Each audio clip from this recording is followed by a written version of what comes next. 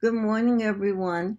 So, this morning we're taking a look at chapter 25. Chapter 25 is the teachings of Jesus. And I must tell you that I was very surprised when Reverend Michelle explained to me that this is the largest chapter in our textbook. I've been in this textbook a lot. I didn't realize.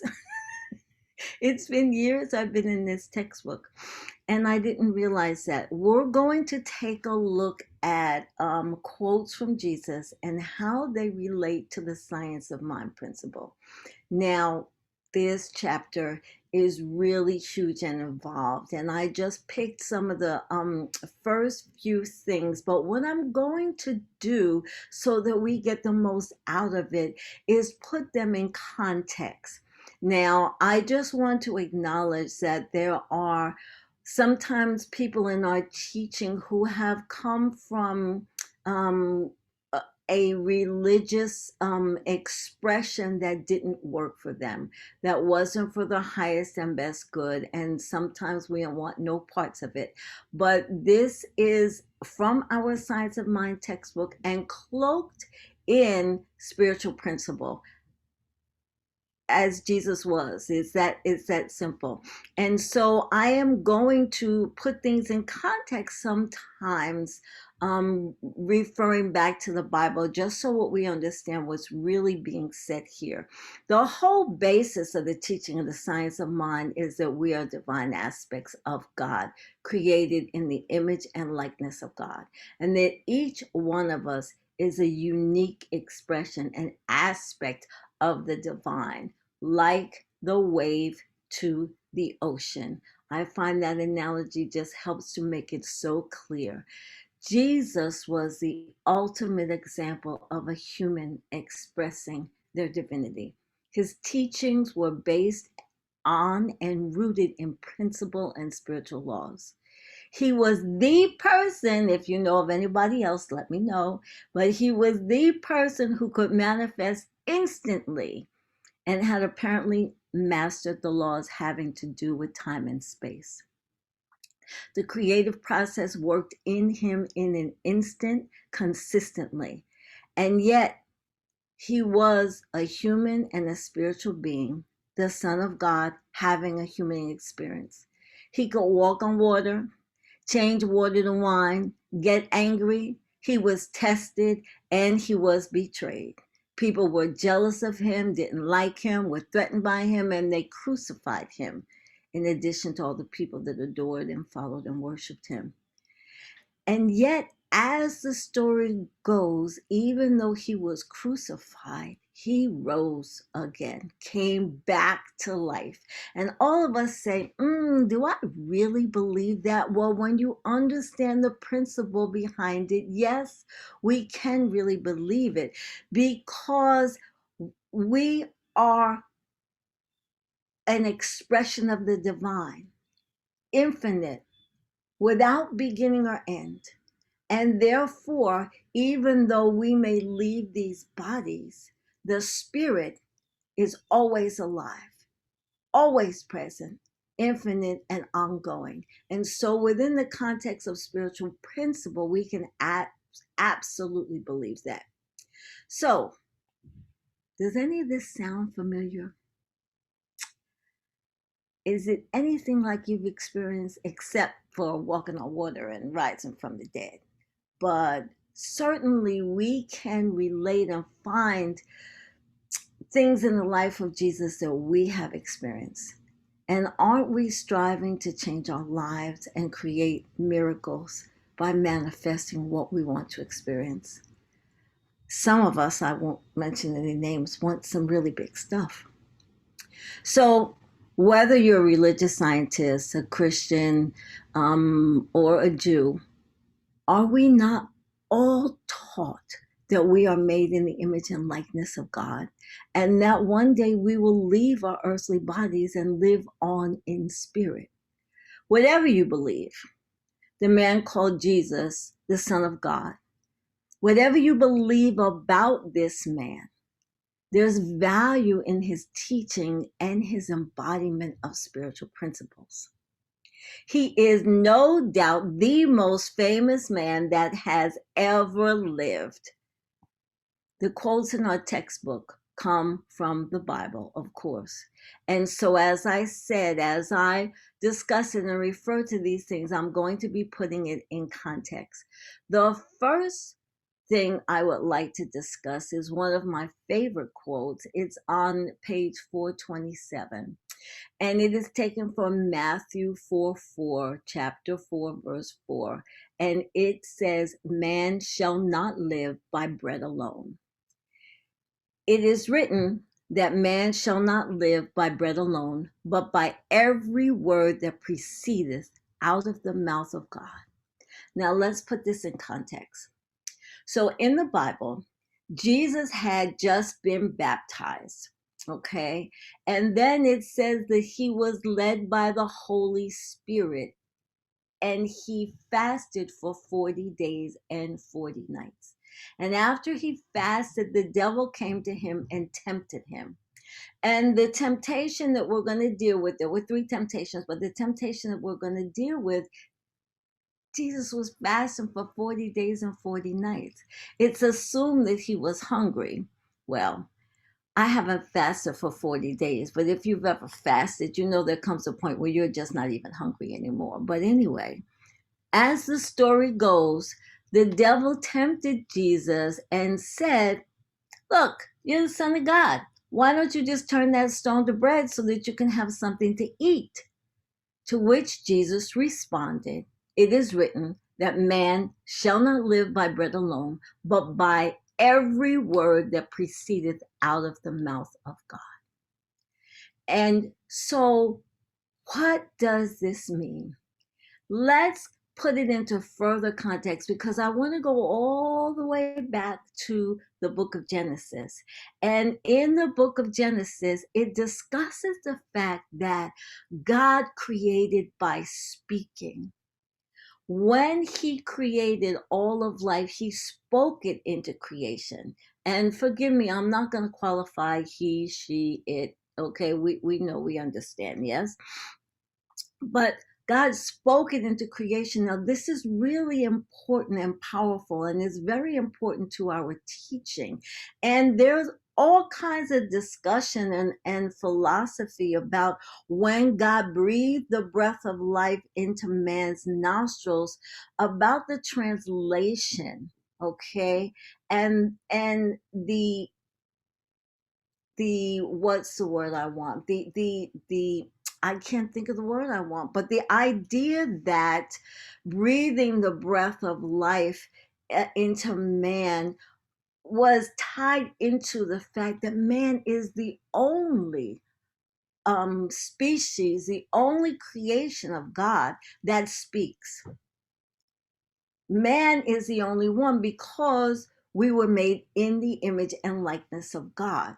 And so the fact that God created all of existence through speaking is really important and really powerful. So when Jesus says the man does not live by bread alone, what he's saying is that there is the spiritual aspect, that there is that emanates from God, that God speaks, that creative process, and that feeds us and nourishes us and empowers us. So this one little quote is really, really a very powerful thing and is rooted in spiritual principle. And so when Jesus says this, he is basically saying, I don't even need food, because the presence of God, the word of God, is what I live by. It creates all of life, and I am sustained and I am nourished by it. And just to put a little closure on the end, at the end of the devil testing Jesus, it is said that angels came to him and ministered to him. I also think it's very powerful that it says that they ministered to him. The assumption is that they fed him, but again, from the spiritual perspective, it's so much more than that, okay?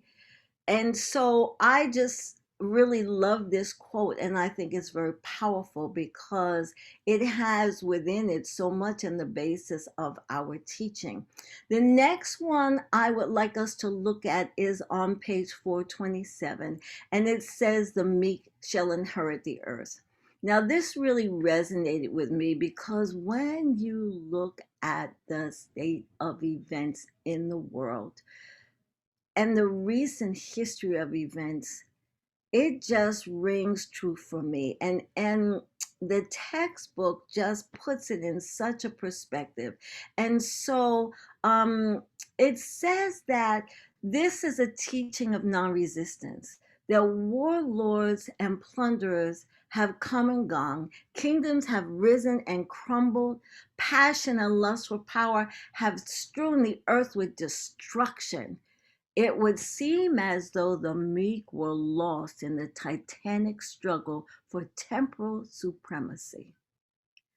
When I look at the world right now and the things that are going on, this so resonates and rings true.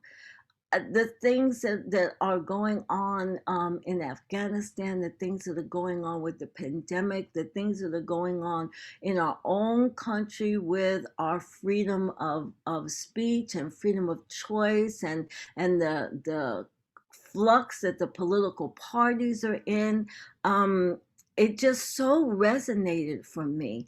And so he asks in the textbook, "Is it true? Do the meek inherit the earth?" And the response is so powerful and so beautiful. We don't teach our children to follow the steps of Caesar or Napoleon or Hitler. I added that, it's not in the textbook. We tell them the story of Jesus, the story of Buddha. We teach our children that love masters everything. The characteristics of faith and belief in divine goodness. Heaven and love have inspired thousands by uplifting humanity.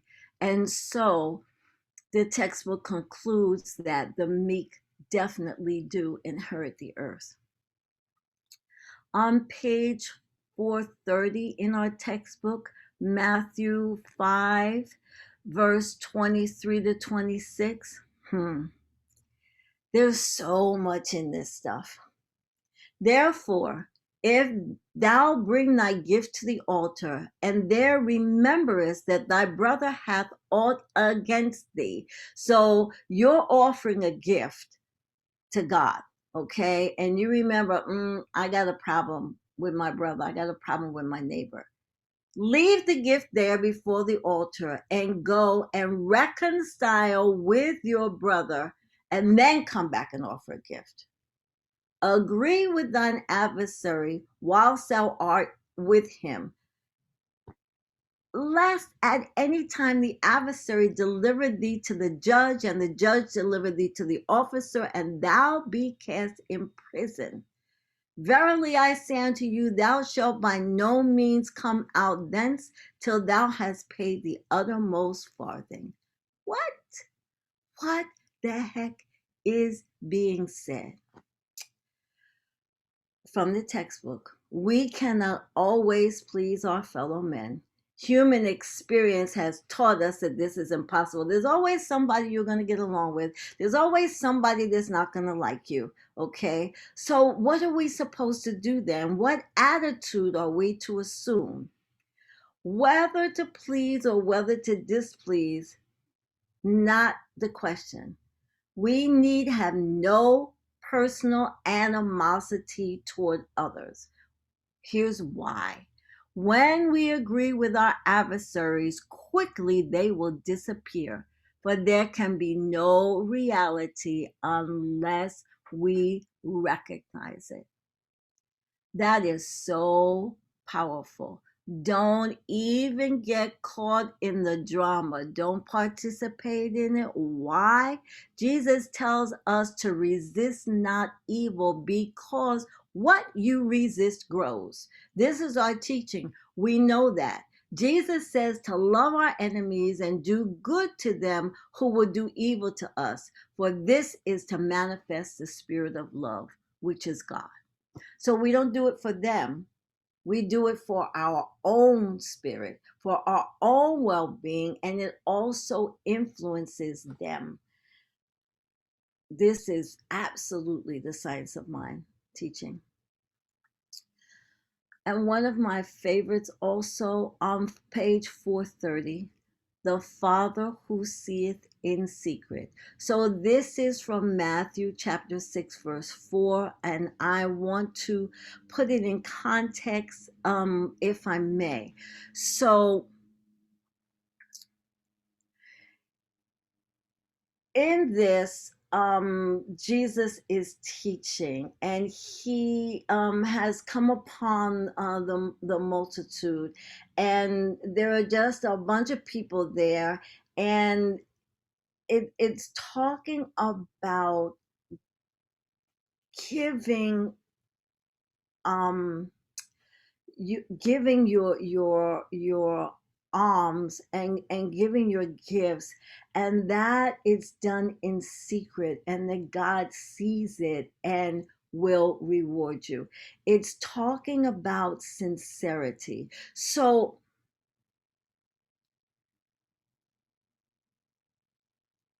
it actually ties into the next thing. When you do something, don't do it to show off. Don't do it to like be a big person. Do it for the pure love of doing good. Do it from your heart. The textbook says that Jesus is teaching the lesson of sincerity, that when you're trying to impress people, the people that you're trying to impress come and go, you'll come and go, but always the soul shall be thrown back onto itself. The indwelling spirit lives in that secret place. The Father sees in secret. The Father knows. Again, this is the law of cause and effect. And Jesus spoke a lot about the laws of cause and effect. Our prayers are to be made to God in the secret place of our own being. Not shouted, no bragging stuff. The soul must enter the secret place, naked and alone. And this is how one returns to the one. So this is just so important and so powerful, and so rooted in science of mind, or science of mind is rooted in it. It came. I was about to say it came first, but there's only one and it's infinite. So, and I think the last one that I would like to deal with is page 431, and it's entitled, the paragraph is entitled The Secret of Prayer, which I thought was very powerful, and it's Matthew 6:6. But thou, when thou prayest, enter into thy closet, and when thou hast shut thy door, pray to the Father which is in secret, and thy Father which seeth in secret shall reward thee openly. And so Jesus is teaching, and he's explaining how you should behave and how you should do things. And this is actually the section that leads into the Lord's Prayer. Okay, so I just to put that in context, and the textbook says that the secret of prayer and its power in the outward life depends upon our faith and reliance on the inner presence. That we must enter the closet, meaning we ought to shut out everything else and enter into the presence of Spirit in quiet, confident, knowing that Spirit hears us, indwells us, can provide us with everything that we require, and that we don't have to worry. When we enter that secret place in the right way, in love and peace, not with anger or resentment or hate or anything else. When we enter in love in the right way, Spirit hears us and Spirit responds. And I just think that this is so powerful and relates so clearly to our teaching. So I just want to summarize. We began by looking at the fact that God spoke life into being and that we live by the Spirit, by that which is spoken from the mouth of God. The physical is effect, form from Spirit's command. And we do not live by bread alone, but by the creative word of God. We are made in the image and likeness of God and are the only species that speaks creatively like God. We looked at an example and counsel of Jesus about the necessity of living from the awareness of the presence, living within the presence, and adhering to his principles: love, the creative process, cause and effect, and oneness.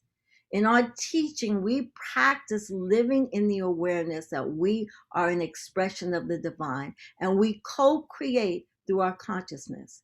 We speak our word as spiritual mind treatment and know that it is acted upon by spiritual law and manifests for us through the creative process. I would like to close by reading the very beginning of this chapter. Why Jesus had such power. In this book, meaning the Science of Mind textbook, no attempt is made to discuss all of the sayings of Jesus. He lived in a world of spiritual realization far beyond that of which the average man has any understanding. As spiritual things must be spiritually discerned, so the full meaning of his sayings can never be clear to us until we have attained consciousness equal to his.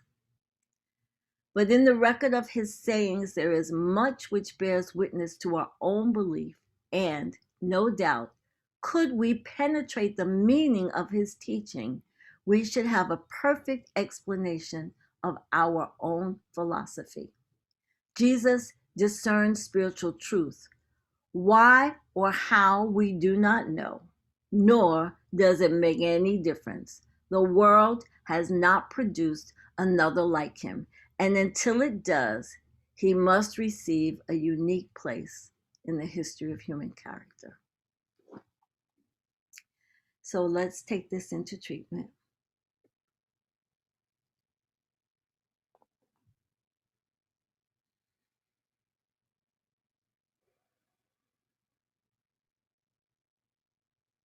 I know that there is one life. That life is the life of God. It is expressing in and through and as each one. And regardless of the form, it is all God.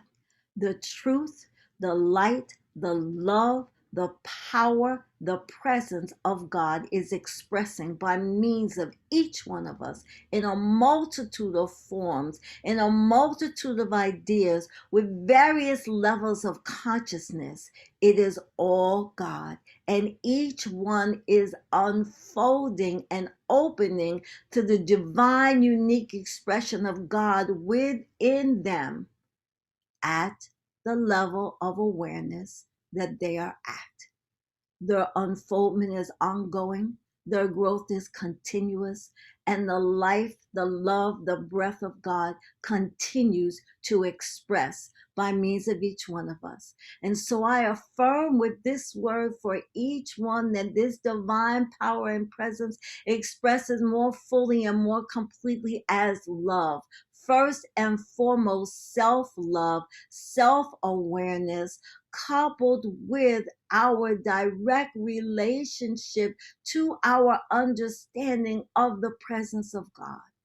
And then that love is expressed in and through and as our relationships by means of each one of us, allowing the unique divine expression of God to be the presence of love, the presence of joy, to relate with compassion and beauty and harmony and freedom and ease, to show up as a stand for the divine presence, expressing fully and completely in positive, healthy, wholesome ways. I affirm with this word that the light and love of God expresses, it is continuous, it is infinite, and nothing, absolutely nothing, can interfere with it or snuff it out in any way. The meek shall inherit the earth. The love that is God is constant, infinite, unlimited, and continues to express. I choose love. I choose light. I choose to be a divine expression of the power and presence that I call God. I give thanks and I am divinely guided. I am divinely inspired. I'm divinely empowered. And I affirm that no matter what conditions there may be, all is well. Thank you. I release this word into the law, knowing that it is the truth and it is God that makes it so. Please close with me. And so it is. And so it is indeed. Thank Wow. you, Tony. Thank you so much. As promised, wonderful, powerful, and inspiring. Thank you, thank you, thank you. Speaking of wonderful, powerful, and inspiring, once again, we have Beth and Clive. Brian, you're so good. So thank you, Tony, so much. That was really, it's perfect beginning, and I think this song speaks to faith so beautifully. And I have to thank Kathy King for playing it for me recently. And it's a Jamie Lula song, Something Calling.